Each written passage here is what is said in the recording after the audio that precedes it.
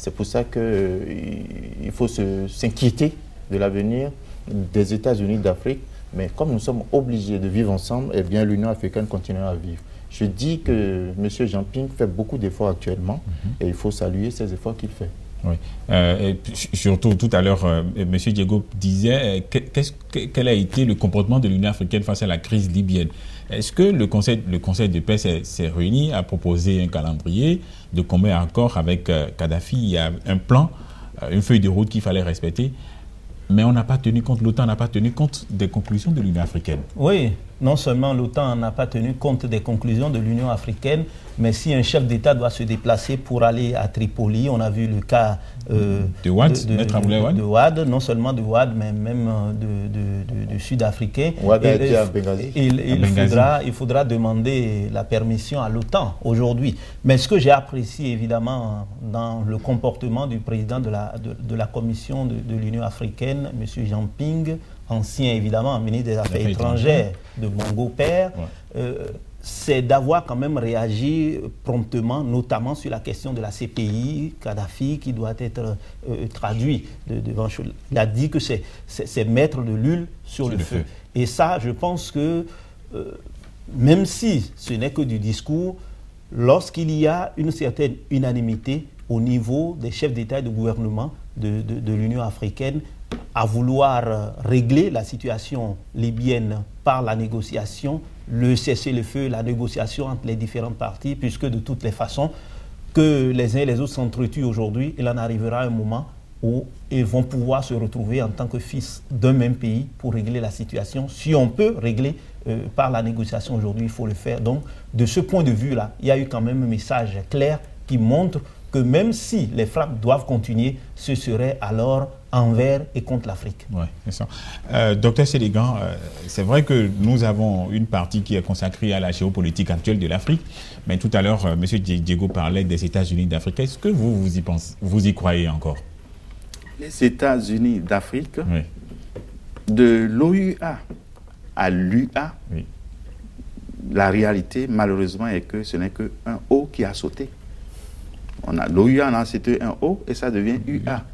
Parce que dans son fonctionnement, malgré tout, et puis c'est budgétivore. Il y a beaucoup de choses qui ne sont... C'est-à-dire que ces structures ne donnent pas les effets escomptés. Mais lorsque l'on voit la situation juste de la Libye, seule de la Libye, excusez-moi d'anticiper déjà sur la géopolitique, il y a ce qu'on appelle la gouvernance mondiale.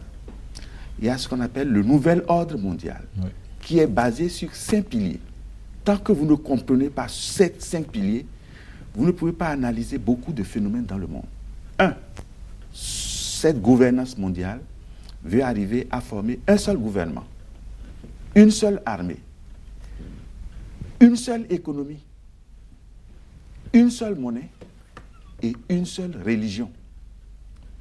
Voilà les 5 piliers de la gouvernance mondiale qui se met en place. Et c'est arrivé à un niveau de maturité tel que quiconque veut éviter qu'on arrive vite, et ils sont très pressés maintenant, parce qu'une seule armée, c'est déjà c'est l'OTAN, qui peut contrecarrer l'OTAN. Il peut y avoir des divisions internes, mais ça peut s'étouffer, parce qu'il y a le dictat américain, là. Et puis, ceux qu'on pense en réalité être les plus forts, qui font du zèle, tels que dans l'OTAN, tels que la France, l'Italie, actuellement l'Angleterre, par rapport à la situation libyenne. Oui. En fait, comme on le dit chez nous en fond, mitoyémé, c'est-à-dire on n'est pas parmi eux en réalité. Ce sont des gens qui sont là, en fait, sous le dictat aussi de la France. Dans le monde, il n'y a qu'en réalité G2. Il n'y a pas G8, G9, G20. Non, il n'y a que G2, la Chine et les États-Unis. Et le monde va se diviser désormais, se coaliser derrière un camp ou un autre. Il n'y en aura pas 3. Peut-être que la 3e force, si l'Afrique se réveille et prend conscience de ce que nous sommes en train de dire aujourd'hui. Mais on a du retard quand même. On a du retard, mais je vous dis, ces retards peuvent être rattrapés très rapidement. Et je ne vais pas parler de ça encore, peut-être que dans le développement de la géopolitique. Oui, de la géopolitique de l'Afrique, on va en parler. Je vous donne ceci. Un ancien chef de service secret français, a dit ceci, ça ne fait pas encore 3 semaines. Il est parti à Benghazi, il est parti à Tripoli. Il a dit, j'ai les preuves que Kadhafi n'a jamais bombardé son peuple avec l'aviation. Mais à partir du moment où Kadhafi gêne, ce sont les mêmes qui ont déployé des tapis rouges à Kadhafi, cette année encore, en France. Ils campaient où ils voulaient. Mais ce sont les mêmes qui, utilisant rapidement les failles de celui qu'on voulait bien frapper et avoir tout le monde derrière soi, dès qu'ils ont vu que le printemps arabe a commencé, etc., son tour est arrivé, on se dit, bon, il faut en profiter rapidement. Et il a dit déjà à monsieur Diego, n'est-ce pas, que, en fait, Kadhafi, il a beau être appelé Kadhafou, mais sa folie a donné beaucoup de choses à l'Afrique. Le financement de beaucoup de projets, de beaucoup d'initiatives. Il voulait aller même plus vite. D'abord les satellites, la communication. La Libye finançait sérieusement l'Union africaine. Et surtout, les Ouad, tous ces messieurs qui ont mangé, y compris Blaise Compaoré, qui ont mangé à la table du roi, aujourd'hui reconnaissent la rébellion. Si moi j'étais président de la République du Bénin, j'aurais demandé à la Casamance, aux rebelles de Casamance, de venir ouvrir une ambassade dans mon pays. Mais le sort de Ouad, il n'a pas pu assister maintenant à ce sommet-là. Justement, Ouad, M. Diego Ouad, qui a pris le contre-pied de tous les chefs d'État africains, qui allait à Benghazi, tonitruant. Est-ce que vous pensez que ce n'est pas pour diviser davantage l'Union africaine? Le souci de Ouad, ce n'est pas l'Union africaine. Le souci de Ouad, c'est Ouad. Ouad a toujours, si vous observez depuis qu'il est au pouvoir, il a toujours depuis 2000. Voulu démontrer qu'il est un homme de dialogue, un homme. Il veut laisser des traces, voilà, Ouad. Il veut qu'on dise que pendant son règne, Ouad a réussi à régler telle crise et telle autre, etc. etc. Alors, Ouad qui va à Benghazi, le docteur le disait tout à l'heure, c'est en contradiction formelle avec ce qu'il a fait jusque-là. Mais moi, je reviens en arrière pour dire Ouad accompagne le mouvement. Il y a ce qu'on appelle les puissances qui dictent la loi. Et nous, on suit. Quelle est la différence qu'il y a entre Kadhafi qu'on bombarde aujourd'hui et Kadhafi qui a été reçu à l'Élysée? Depuis le moment où il a été reçu à l'Élysée jusqu'à aujourd'hui, qu'est-ce qu'il a fait pour qu'on le bombarde? Il n'a rien fait. Il n'a rien fait, pratiquement. Il n'a plus rien fait, ouais. Puisque la rébellion était armée dans son pays. Ramayad le disait à l'époque qu'il ne faut pas laisser les sanguinaires venir essuyer leurs pieds sur le tapis à l'Élysée. Voilà, et ça fait ce que ça fait comme bruit. Donc je dis que ce soit Ouad ou que ce soit les autres qui vont soutenir la rébellion, c'est un choix, hein, on n'est pas là pour critiquer les États. Moi je pense que ce choix est dicté par d'autres intérêts. Si quelqu'un vient dans les bonnes grâces des grandes puissances qui bombardent aujourd'hui Kadhafi, eh bien ils doivent le démontrer. Vous vous souvenez que Saddam Hussein a été bombardé sous des prétextes qu'on nous a donnés parce qu'il faisait ci, il faisait ça, il y avait l'arme atomique, on avait dit, etc. Oui. Après, c'est les mêmes Américains qui sont revenus nous dire que Kadhafi n'avait rien de tout ça. Donc, il ne faut pas croire qu'il y a une justice que Saddam Hussein n'avait rien de cela. Oui, que Saddam Hussein n'avait rien de cela. Il ne faut pas croire qu'il y a une justice dans ce bas monde. Dieu est justice, ça existe, mais chez les hommes, c'est des intérêts. Il y a une petite anecdote qui dit à Dakar que Ouad il veut vraiment être prix Nobel de la paix. Est-ce qu'en faisant des contre-pieds à l'ensemble d'une institution, à l'ensemble de tous les Africains, est-ce que ça peut aller vers le prix Nobel de la paix? Mais Eloge Nanga, n'oubliez pas qu'avant de faire ces déclarations et de prendre complètement à contre-pied tout ce qui a été dit jusque-là, il était invité à un sommet du G8 où Nicolas Sarkozy, le président français, le présentait avec son fils Barack Obama. Et c'est après qu'il va soutenir ce conseil. Donc, c'est la question toujours des intérêts. Et qu'est-ce qu'on reproche à Kadhafi aujourd'hui? Beaucoup diraient deux choses. Faire en sorte que nous soyons autonomes, qu'on ait aujourd'hui une banque africaine qui permette à ce que les projets sur le continent soient financés et que l'on ait de la facilité dans la téléphonie, parce que lorsque nous voyons tout ce que nous dépensons à téléphoner, on se dit on ne peut pas se développer de cette manière. Et bien d'autres choses, Donc, lorsqu'on regarde de près, on se rend compte que tout notre malheur c'est la manière dont les uns et les autres gèrent leurs États.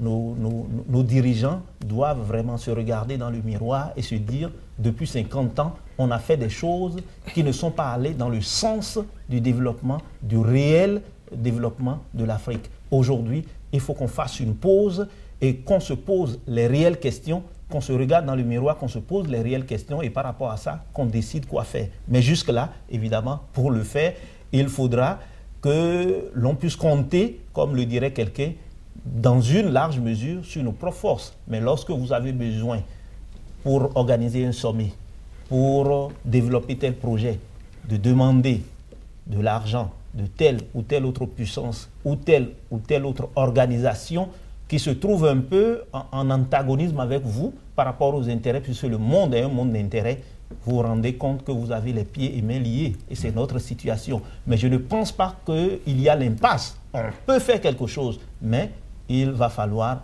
qu'on ait vraiment des dirigeants qui soient prêts à la chose. Et toute la question est là. Nous irons dans un instant, nous irons dans un instant à Malabo pour voir l'une des importantes réunions de l'Union africaine, mais vous tenez à réagir, monsieur. Cela dit, nous ne sommes pas là pour dédouaner Kadhafi non plus.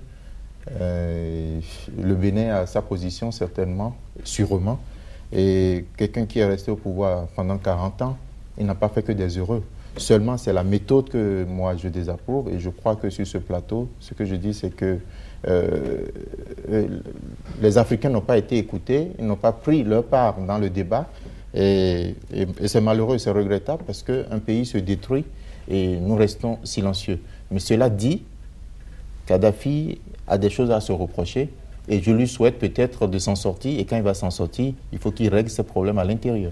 Mais c'est sûr que cette crise libyenne va peut-être revenir et va bouleverser sérieusement la géopolitique actuelle de l'Afrique, parce qu'une fois le Kadhafi détrôné et la Libye vraiment pilonnée, on ne sait pas encore ce qui est réservé par l'OTAN aux Libyens actuellement, parce que vous savez très bien, en Libye, c'est des peuplades.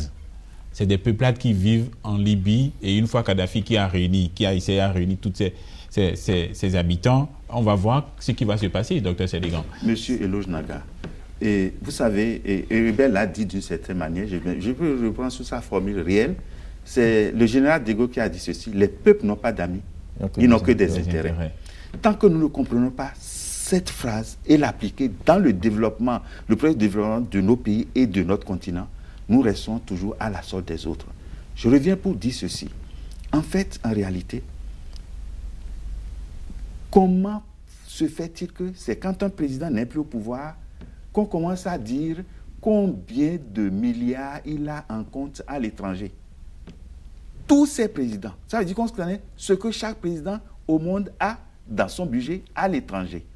Pourquoi ne publie-t-on pas ça maintenant, pendant qu'ils sont au pouvoir? Mais il faut que, regardez comment l'Égyptien Moubarak a servi les intérêts des États-Unis, au point même d'être rejeté un peu par le bloc arabe comme étant un espion, un sous-fifre de la politique américaine. Mais regardez comment on l'a jeté. On l'a abandonné à son sort. Et ça, c'est un investissement pour tous les leaders.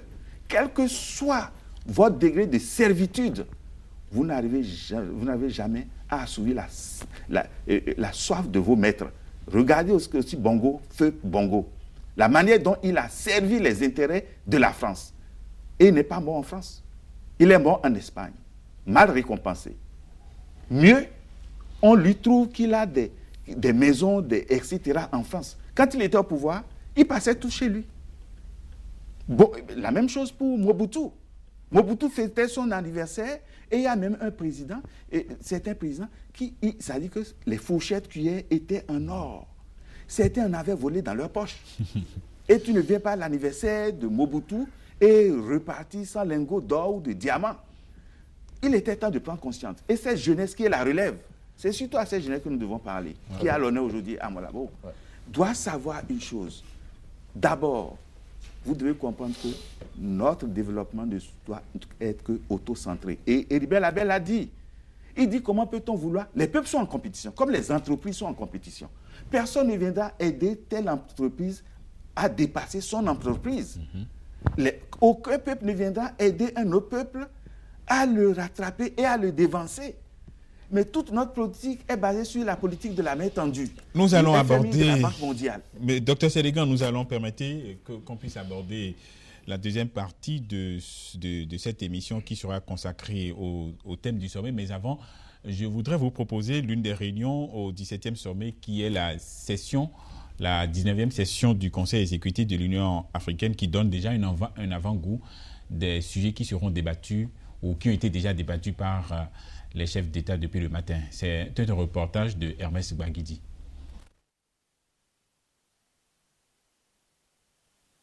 La 19e session ordinaire du Conseil exécutif de l'Union africaine ouvre ses travaux ce dimanche en prélude au sommet des chefs d'État. Occasion pour le président de la Commission de l'Union africaine de faire le bilan des activités de l'Union sur les 6 derniers mois. Jean Ping a rappelé les scrutins présidentiels et législatifs qui se sont tenus sur le continent pendant cette période avant de se réjouir du dénouement de la crise en Côte d'Ivoire. Il a réaffirmé la volonté de l'Union africaine à contribuer à la réunification du tissu social ivoirien. Il s'est ensuite prononcé sur la crise en Libye. Nous sommes particulièrement préoccupés par la tournure des événements. Notre inquiétude est d'autant plus grande que la crise libyenne a des dimensions régionales évidentes et que les pays voisins de la Libye sont ceux-là même qui paieront le lourd tribut à la poursuite et à l'aggravation du conflit actuel. Nous restons convaincus qu'en dernière instance, seule une solution politique permettra de répondre aux aspirations légitimes du peuple libyen et de promouvoir durablement la paix dans ce pays. Le président de la Commission de l'Union africaine a également évoqué la nécessité pour les États de renforcer l'Union, un avis que partage le Premier ministre de la Guinée équatoriale qui a présidé la cérémonie d'ouverture. Nous devons, nous, de tout faire pour renforcer notre union.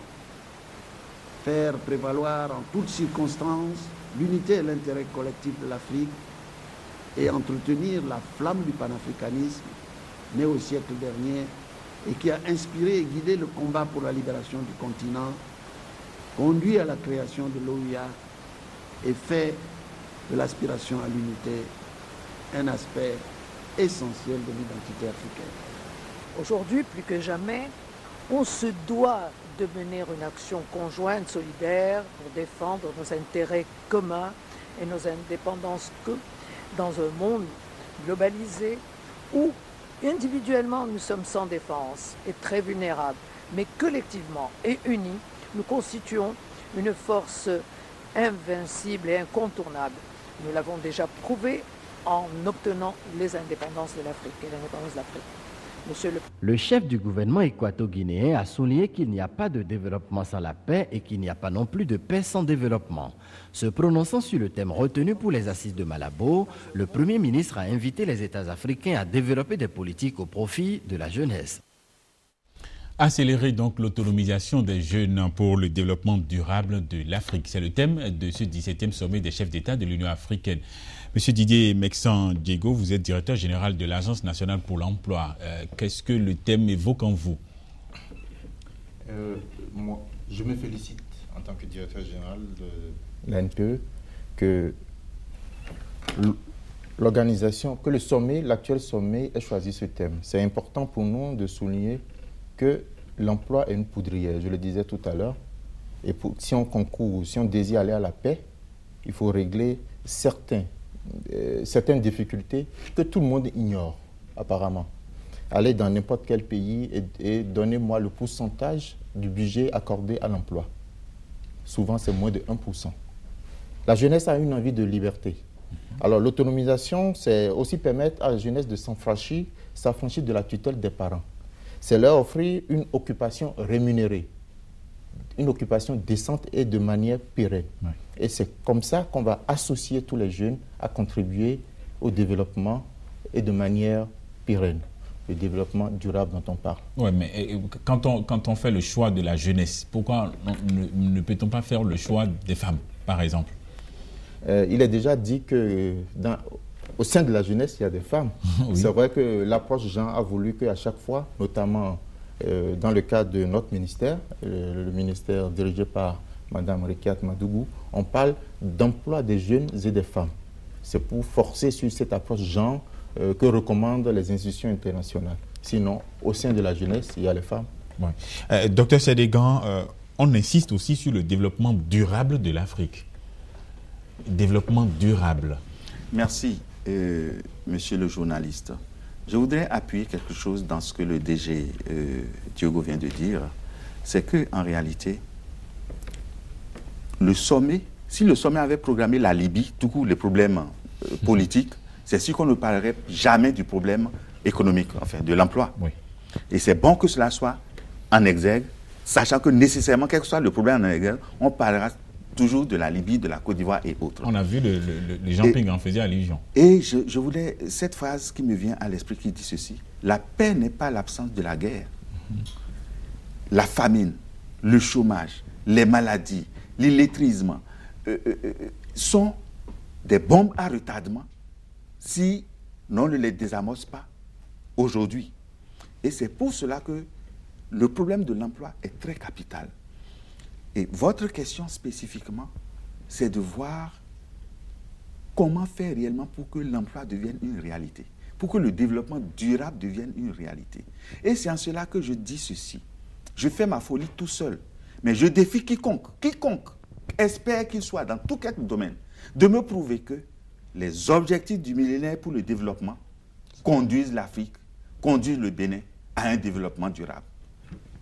Je donne quelques preuves. Il n'y a que 8 points dans les objectifs du millénaire pour le développement. Il y a de bons points dedans. Mais je dis là où se trouve le complot des objectifs du millénaire contre le développement, c'est déjà dans le nouvel ordre mondial.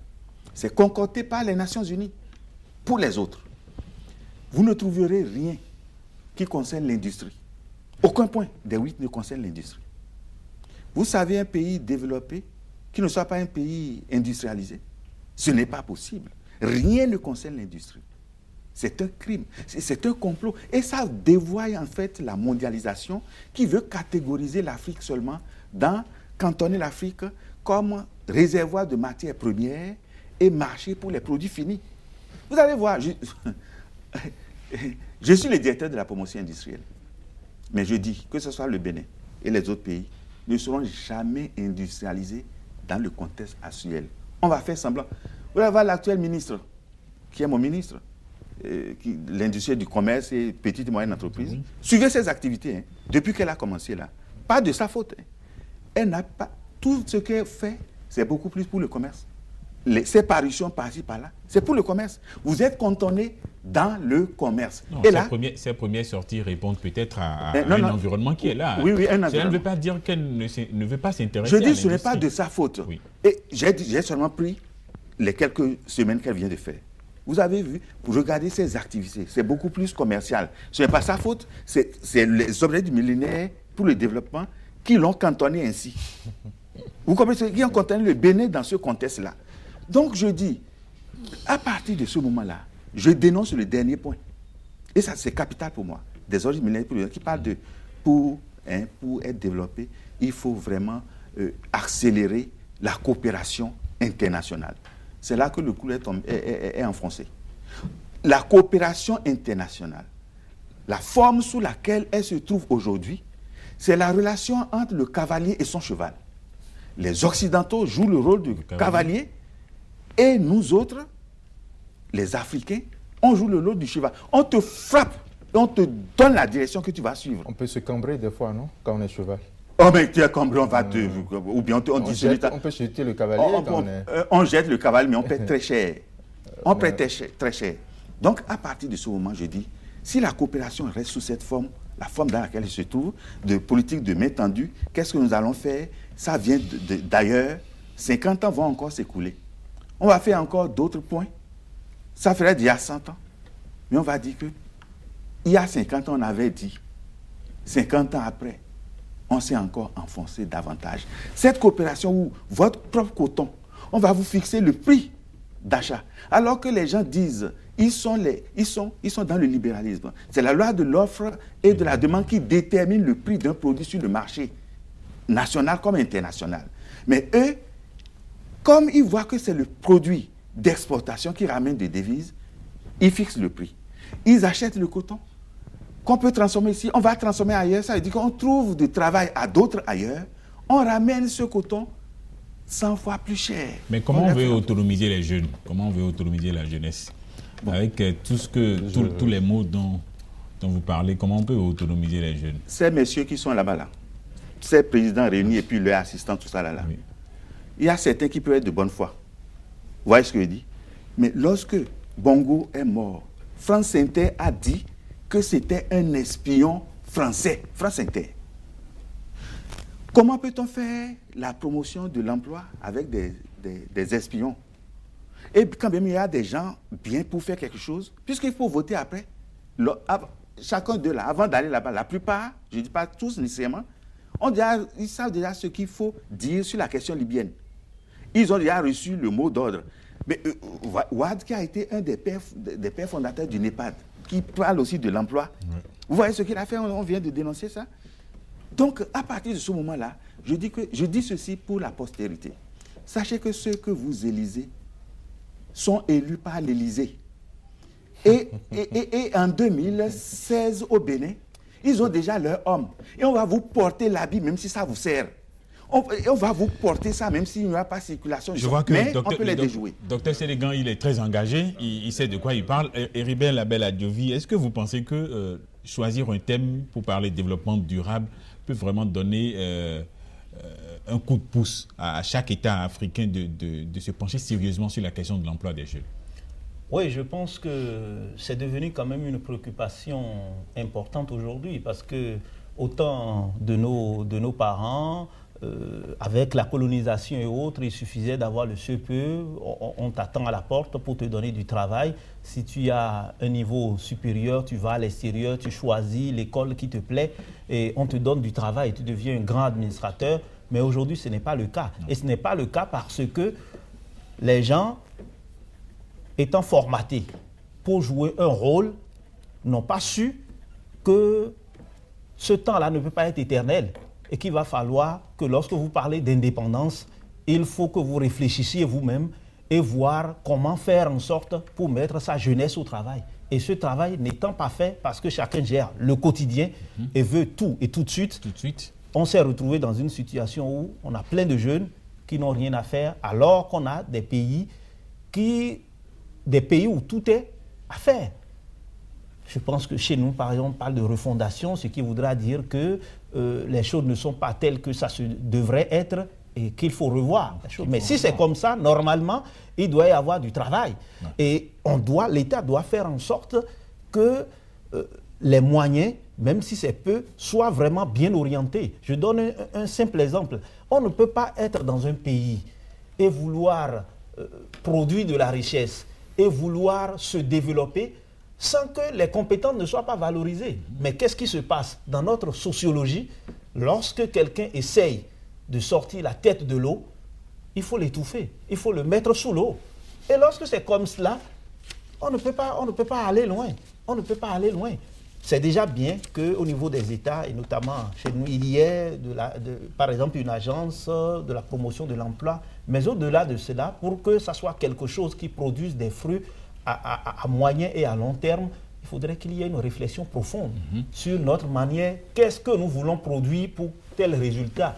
Et que ce ne soit pas que pour avoir nos programmes de développement, que ce soit de l'extérieur, que ça nous soit dicté. Si c'est fait de cette manière et transposé chez nous, on n'aura pas le résultat. On va se retrouver un jour avec une jeunesse qui est fatiguée de ce qui se passe et qui se soulève. Et ça, c'est une bombe à retardement et on n'a pas désamorcé ça. C'est toujours une poudrière dont parlait M. Diego. Je peux faire une proposition pour l'emploi? Pour l'emploi, nous allons peut-être écouter M. Diego, on va peut-être prendre les statistiques des demandeurs d'emploi au Bénin et faire des projections sur les autres États africains. Très bien. Avant les statistiques, vous me permettrez d'introduire en disant ceci, que occuper les jeunes, il faut y aller par deux volets. Autonomiser les jeunes, c'est les occuper. Oui. C'est leur donner un emploi. Un emploi, tout simplement. On peut corriger l'existant avec des mesures actuelles et surtout planifier en termes d'éducation. L'oisiveté est la mère des vices, tout le monde l'a dit. Et si vous observez le Maroc, la Tunisie, et à propos de la Tunisie, je vais vous dire ceci, que l'Agence nationale de la Tunisie est une référence pour nous tous en Afrique. Mais la fièvre, ou comment on appelait ça, la crise de la Tunisie, le printemps. Oui, le printemps arabe, ou précisément le printemps la crise du jasmin. La crise du jasmin, le printemps du jasmin est venu du fait de l'emploi. Ouais. Le détonateur a été l'emploi. Au Sénégal, tout dernièrement, pourquoi est-ce qu'on a réussi à mobiliser rapidement les jeunes? Ouais. C'est l'oisiveté. Pour les émeutes. Donc, il faut faire attention en tant que pays. Il faut faire très attention de ce que l'emploi est une poudrière, c'est une grenade dégoupillée qu'on maintient. Il faut de la pression pour maintenir la grenade. Le jour où on relâche, ça explose. Ouais. Selon le BIT, il faut 4 volets pour développer l'emploi. Il y a la philosophie, il y a la vision, il y a l'institutionnel, que le BIT appelle la centralité de l'emploi. Deuxièmement, il y a le développement des compétences et leur valorisation.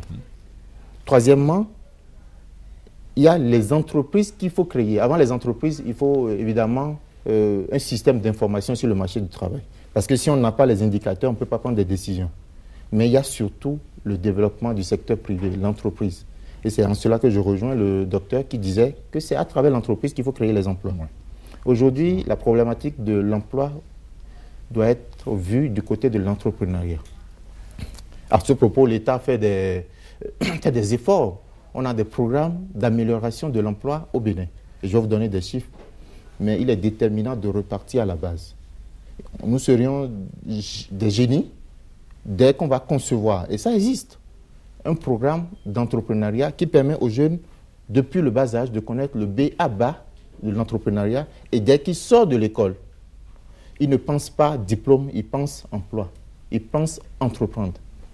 Nous faisons des formations sur l'entrepreneuriat, c'est un diagnostic. Et pour des gens qui doivent devenir des entrepreneurs. Mais à la fin de la formation, ils nous demandent des attestations. C'est évocateur. Ouais. Il est préparé pour entreprendre et il dit, est-ce que je ne peux pas avoir une attestation? On ne sait jamais. On ne sait jamais. Il peut glisser ça dans un dossier. Ça veut dire qu'il est orienté emploi salarié tout de suite, alors qu'il a assisté pendant une semaine à un séminaire sur l'emploi indépendant. L'autre vous contourne et va vous voir, est-ce que je peux vous glisser mon CV? Donc ça veut dire que c'est parce que les diplômés ne sont pas préparés. Il faut une adéquation entre l'école, la formation et l'emploi. Oui. Donc, comme chiffre, nous allons vous dire qu'il y a quand même de l'espoir. Aujourd'hui au Bénin, nous recevons comme demandeurs d'emploi, voilà, de 2006 à 2010, nous avons enregistré. Et ça, c'est notre défi aussi, parce que l'ANPE a besoin d'être connue pour recevoir. Si les jeunes ne nous connaissent pas, ils ne viendront pas vers nous. De 2006 à 2010, on a reçu 20 000 demandeurs d'emploi qui sont venus vers nous. C'est supposé être des chômeurs? Des chômeurs.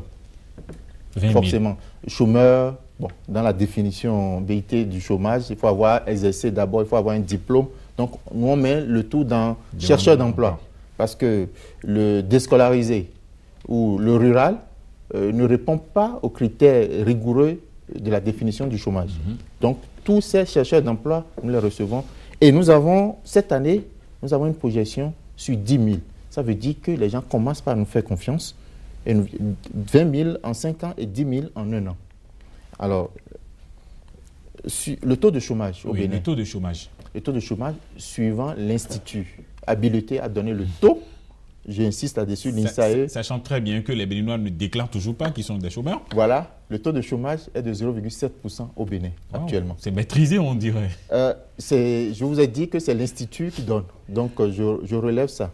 Mais ceci est relativisé par le taux de sous-emploi. Et c'est là le débat, qui est de 70%. Wow. Vous savez, le jeune diplômé qui fait maître d'études, il gagne de l'argent. Vu du côté des définitions européennes, c'est un chômeur. Mais chez nous, ce n'est pas un chômeur. Il a un sous-emploi, il est sous-payé, il est sous-utilisé, etc. Au cours de cette année, au cours des années précédentes, jusqu'à cette année, dans un programme qu'on appelle aide à l'insertion et au développement de l'embauche, qui est un programme qui permet aux jeunes d'être orientés vers l'emploi salarié. Parce qu'en tant qu'ANPE, vous me permettrez d'ouvrir cette parenthèse, notre rôle, c'est d'accueillir le demandeur d'emploi, l'écouter, l'orienter et l'accompagner en termes de formation.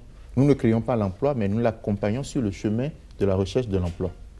Et en tant que tel, nous sommes obligés de travailler avec les chefs d'entreprise. D'ailleurs, bientôt, nous aurons une journée de réflexion appelée partenariat public-privé pour l'emploi. Parce que ça, là, ce n'est pas bien développé. Nous avons les entreprises, nous avons évidemment les chercheurs d'emploi qui sont nos partenaires, forcément. Nous avons les décideurs, la société civile, les journalistes et le gouvernement. Et puis, nous avons les centres de formation pour faciliter l'adéquation entre l'emploi et les besoins, enfin, la formation et les besoins d'emploi. Et ce programme nous permet de mettre